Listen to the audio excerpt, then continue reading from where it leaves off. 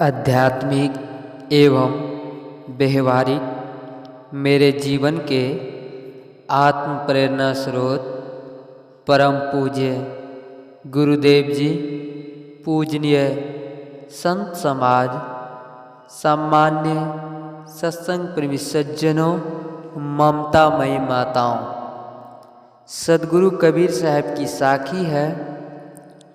मानुष तेरा गुण बड़ा, मांस न आवे काज, हाड़ न होते आवरण, त्वचा न बाजन बाज। इस एक ही साखी में सदगुरु कबीर साहब ने गागर में सागर भर दिया है।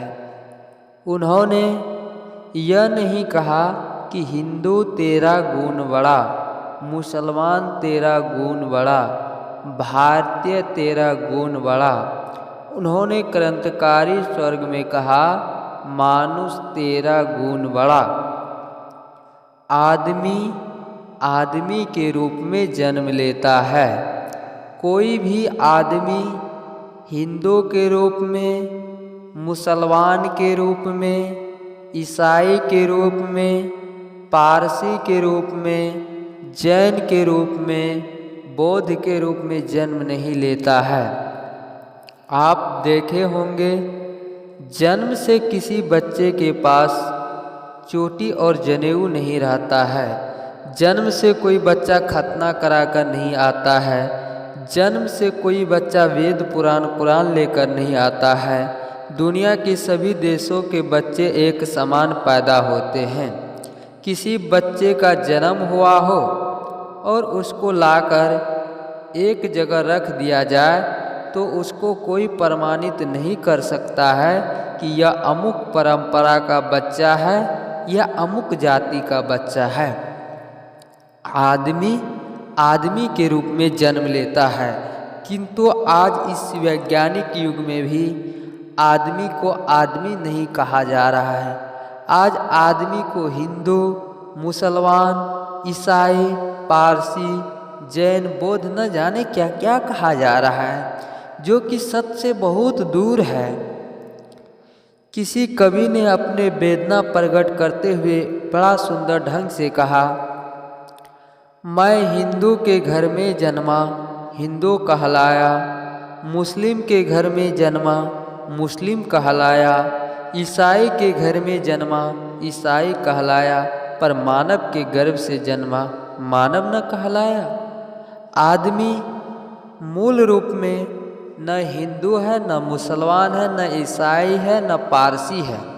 आदमी केवल आदमी है। इसलिए गुरुवर कबीर कहते हैं, मानुष तेरा गुण बड़ा, मांस न आवे काज, हाड़ न होते आवरण, त्वचा न बाजन बाज। मनुष्य की हड्डी का कोई गहना नहीं बनता है, चाम का कोई बाजा नहीं बनता है, और मांस किसी काम में नहीं आता है। अगर इनमें मूल्यवान चीज कोई है तो वह उसका सद्गुण ही है। सतोगुण के नाते ही मनुष्य महान है, सतोगुण के नाते ही मनुष्य मूल्यवान है। जितना सद्गुण, सदाचार, मानवता, उसी के कारण मनुष्य महान है। एक उदाहरण के माध्यम से समझे। एक बार किसी राजा के एक मंत्री के मन में जिज्ञासा उठी कि राज दरबार में मेरा जो इतना बड़ा सम्मान होता है, यह मेरे ज्ञान के नाते होता है कि मेरी मानवता की, आदमियत की, इंसानियत के नाते होता है। उसके मन में कभी यह होता कि मेरा मस्तिष्क बहुत तेज है, मैं बहुत कुछ जानता हूँ, इसी के नाते सम्मान मेरा होता है। कभी दूसरे पहलू पर उसका ध्यान चला जाता कि बुद्धि के नाते मेरा सम्मान नहीं, किंतु मेरे जीवन में जो सद्गुण, सदाचार, मानवता है, इसी के नाते मेरा सम्मान हो रहा है। उसने सोचा, जरा प्रयोग करके देखो। आप जो सुनते हैं और समझते हैं, उसको जब प्रयोग करके जीवन में उतारते हैं तब आपको उसका पक्का बोध होता है। उसी को निसंदेह ज्ञान कहते हैं, अनुभव ज्ञान कहते हैं। शास्त्रों में पढ़ते हैं, महापुरुषों द्वारा जो बातें सुनते हैं, जब उनको हम प्रयोग करके जीवन में उतारते हैं तब पता चलता है सत्य है कि असत है। तो प्रयोग के तौर पर राज दरबार से चलते समय प्रयोग के तौर पर मंत्री ने राज खजाने से एक वस्तु उठा लिया। अब पहरेदार ने देखा, किंतु मंत्री है यह सोचकर कुछ कहने की हिम्मत नहीं हुई। दूसरे दिन घर जाते समय मंत्री राजकोष से फिर कोई वस्तु उठा लेते हैं। पहरेदार देखता है और अब सोचने लगा, राज खजाना की रक्षा करना मेरा कर्तव्य है। मंत्री हो चाहे कोई भी व्यक्ति हो, राज खजाना से वस्तु उठाकर ले जाता है तो मुझे उसे रोकना चाहिए। ऐसा विचार किया, किंतु उसने कुछ कहा नहीं। तीसरे दिन भी मंत्री महोदय अपना कार्य पूरा करके जब घर जाने लगे तो पहले की तरह फिर खजाने की ओर बढ़े और एक वस्तु उठा लेते हैं। पहरेदार सोचने लगा कि अगर इसी प्रकार एक एक करके ये रोज वस्तु उठा लेंगे तो खजाना ही खाली हो जाएगा। मैं पहरेदार हूँ, मेरी ड्यूटी है, मुझे राज दरबार में बताना चाहिए। तीसरे दिन साहस करके पहरेदार राजा के सामने उपस्थित हुआ और सारी बात राजा से कह दिया कि महाराज, आपके मंत्री 3 दिनों से चलते समय खजाना में जाकर कोई एक वस्तु उठाकर अपने घर ले जाते हैं। चौथे दिन राज दरबार में राजा जैसे ही बैठा, मंत्री महोदय भी पहुंच गए। उनकी शिकायत तो राजा को पहले ही मिल गई थी। राजा ने मंत्री से पूछा, क्या सचमुच आप 3 दिनों से खजाना से चोरी करते हो? मंत्री को बड़ा आश्चर्य हुआ कि मुझे तो कोई टोका नहीं, फिर बात यहाँ तक कैसे आ गई। कुछ देर सोचने के बाद वे समझ गए कि सारी बात पहरेदार ने बताई है। मंत्री ने कहा, हजूर बात सत्य है, खजाने से वस्तु ले गया हूँ। जैसे ही मंत्री अपनी चोरी स्वीकार करते हैं, राजा कहता है कि मंत्री जी, आपको खजाने से चोरी के जुर्माने में 1 साल के लिए कठोर कारावास की सजा दी जाती है। मंत्री ने स्वीकार किया और कहा कि महाराज, आपका दंड मुझे स्वीकार है, किंतु मेरे मन में एक प्रश्न उभर रहा था, उसका मैं समाधान चाहता हूँ। राजा ने पूछा, कौन सा प्रश्न उभर रहा था? मंत्री ने बताया, मेरे मन में यह प्रश्न उठ रहा था कि राज दरबार में जो मेरा सम्मान हो रहा था वो मेरे ज्ञान के नाते है कि मेरे आचरण के कारण से है, इसका समाधान मैं नहीं कर पा रहा था। इसी समाधान के लिए मैंने प्रयोग किया, खजाने से वस्तु उठा कर ले गया हूँ। आपके खजाने की सभी वस्तु मेरे यहाँ सुरक्षित है तथा आपका दंड भी मुझे स्वीकार है। राजा मंत्री की सफाई भरी बातें सुनकर प्रसन्न होता है और अपने दंड को वापस लेता है और कहता है कि आदमी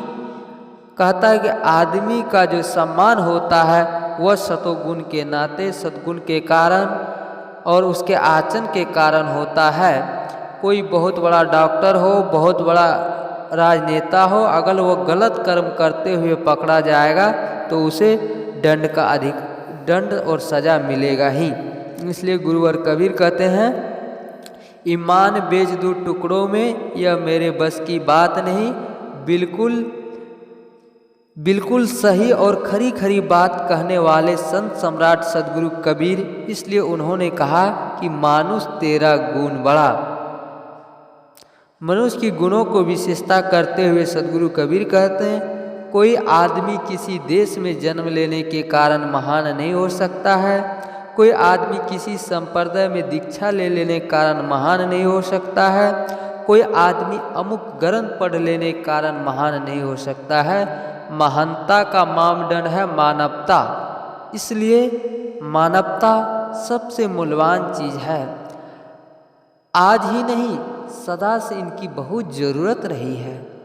आज मंदिर बढ़ रहे हैं, मस्जिदें बढ़ रही है, गिरजाघर बढ़ रहे हैं, किंतु मानवता घट रही है। जबकि मानवता ही सबका केंद्र बिंदु है।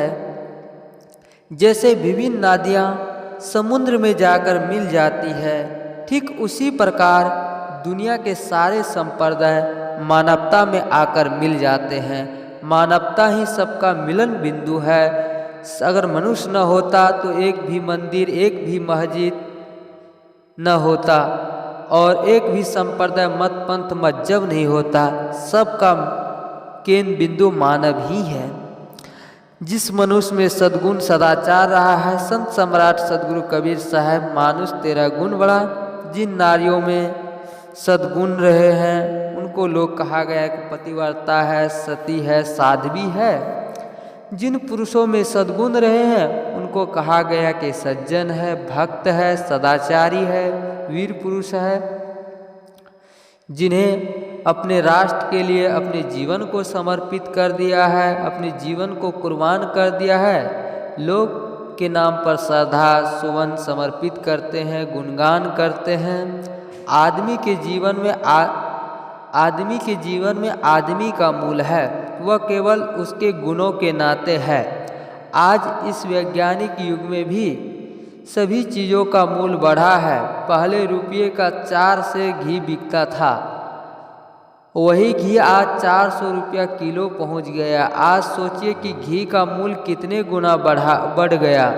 इसी प्रकार चावल का मूल कितने बढ़ा गया, सोने का मूल कितने बढ़ा, चांदी का मूल कितने बढ़ा, लेकिन आदमी का मूल कितना गिर गया है। आदमी का मूल आज इतना गिर गया है कि सरकार को लाचार होकर लिखना पड़ा है कि अगला बच्चा अभी नहीं और 2 के बाद कभी नहीं। हमारे पड़ोसी देश चीन में तो लिख दिया गया है कि केवल एक दूसरा कभी नहीं। आदमी के जीवन में अगर संयम होता, मानवता का विकास होता तो आज पूरे विश्व में ये समस्या न होती। आज जो है आदमी के जीवन में अगर संयम होता तो आतंकवाद की समस्या, बलात्कार की समस्या, अपहरण की समस्या आज न होती। आप यह न सोचे कि यह समस्या केवल हमारे यहाँ है, विदेशों में नहीं, किंतु ये समस्या पूरे विश्व में है। आज आदमी धन न जाने क्या क्या, चांद पर आदमी जाने के लिए सोच ले, जहाँ के आदमी वहाँ तक भी पहुँचने में सफल हो गया है। जिस अनुपात से धन बढ़ा है उसी अनुपात से समस्या भी बढ़ गई है। हमारी समस्या का अस्थायी समाधान धन से नहीं है, वह केवल धन से हम जीवन निर्वाह कर सकते हैं। धन से तो हम गाड़ी खरीद सकते, मकान खरीद सकते, लेकिन सद्गुण सदाचार आचरण नहीं खरीद सकते हैं। वह किसी फैक्ट्री और विद्यालय में नहीं मिलता है, वह संत गुरुजनों के पास मिलता है। आज कहा जाता अमेरिका में विश्व में सबसे अधिक धन अमेरिका में है। लेकिन एक बात बताऊं, पागलों की संख्या अमेरिका में, विश्व में सबसे अधिक आत्महत्या करने वाले की संख्या अमेरिका में है। अमेरिका के लोग जीवन में अनेक बार शादी करते हैं। वहाँ की स्थिति इतनी दयनीय है कि पिता की शादी में पुत्र बारात जाता है। यहाँ अपने देश में वह सब सुनकर बड़ा आश्चर्य होगा, लेकिन वहाँ अमेरिका में वह सब हो रहा है। इसलिए जब तक मानवीय गुणों का विकास न होगा, मानवता का विकास न होगा, हम चाहे जितना धन कमा ले, भीतर से तृप्त नहीं हो सकते हैं, शांत नहीं हो सकते हैं, और जो वास्तविकता सुख है उसकी अनुभूति हम नहीं कर सकते हैं। इसलिए संत सम्राट सदगुरु कबीर साहब का बहुत सार्थक निर्देश है कि मानव गुणवान बने, वे पूरे समाज को सही दिशा देना चाहते हैं। आपके जीवन में संपत्ति और संपत्ति के साथ साथ सदाचार भी हो, सद्गुण भी हो। सदाचार, सद्गुण, मानवता ये सब है तो कहा जाता है सोना में सुहागा। अगर आप में मानवता भी है, सद्गुण भी है, दोनों है तो आप मानो सोना में सुहागा है आपके पास। निर्वाह के लिए संपत्ति और पवित्र जीवन, निर्विकार जीवन जीने के लिए, शान से जीवन जीने के लिए सदाचार हो। इसलिए संत सम्राट सद्गुरु कबीर साहब की यह साखी बहुत महत्वपूर्ण है। मानुष तेरा गुण बड़ा, मांस न आवे काज, हाड़ न होते आवरण, त्वचा न बाजन बाज। मंदिरे में हम जाकर जहाँ अपना श्रद्धा सुमन समर्पित करते हैं, चाहे वह देवी का हो या देवता का हो, उनका जीवन हम देखें कि उनका जीवन कितना पवित्र रहा है। हनुमान जी कहते हैं राम काज किन्हे बिना मोहि कहाँ विश्रामा। कितनी बड़ी स्वामी भक्ति उनमें रही है। उनका जीवन कितना पवित्र रहा है। उनका जीवन से हम शिक्षा लें, उनकी पूजा करके, उनकी आराधना करके उनसे हम यह प्रेरणा प्राप्त करें कि हमारे जीवन में भी सद्गुण आए, हम भी स्वामी भक्ति बने, हम भी सदाचारी बने। अगर इस प्रकार की प्रेरणा ले ले तो हमारा जीवन सार्थक हो जाएगा। हम मानव को मानव के रूप में समझे, इंसान के इंसान के रूप में समझे। आज आदमी आदमी के साथ धोखा करता है, आदमी के साथ झूठ बोलता है, आदमी से कपट लीला करता है और कहीं मंदिर मस्जिद में जाकर क्षमा मांगता है। तो क्या मंदिर और मस्जिद में क्षमा हो जाएगा? नहीं होने वाला है। कर्म का फल मिलेगा। इसलिए हम सब सद्गुणी, सदाचार, मानवता का विकास करें। जब तक मानवता का विकास नहीं होगा तब हमारी स्थिति बहुत खराब हो जाएगा। जो हमारे जीवन में जो काम करना चाहिए वो हम नहीं कर पाते हैं। अगर नहीं करेंगे तो फिर